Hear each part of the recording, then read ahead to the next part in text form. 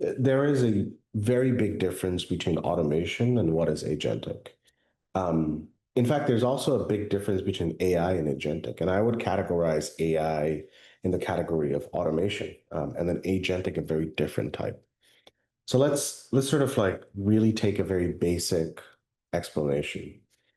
Imagine you need to get a task done, and that task requires 6 steps.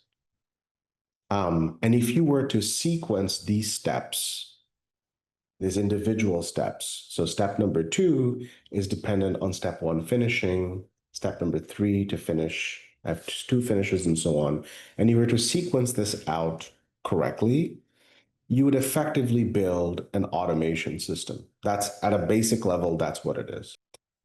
Even an AI system that does automation essentially takes care of these steps, but algorithmically. So it's going to say, look, after one, you have step 2, but maybe after step 2, you don't have 3, you have step 3A or step 3B. And then once that's finished, it goes to 4. Then you have probably 4A, 4B, 4C, and it chooses which one to go through, and then it finally ends at step 6. So AI, what it does is that it allows to create branches depending on it, but still it's those 6 steps to finish the task.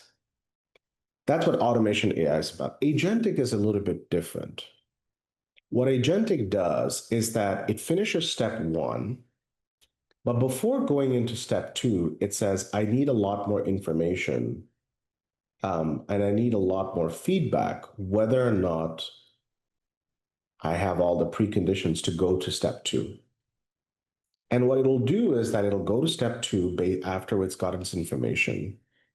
And it might choose to then stop and then go backwards and say, let's go back to step 1, because I don't think it's been met.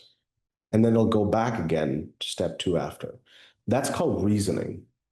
So it'll essentially evaluate its own steps every step of the way. And it may choose to go backwards into its step process. And it may even choose to recreate the steps needed to finish that task and then start it all over again. That is reasoning. And so the agentic systems are really great at that type of reasoning.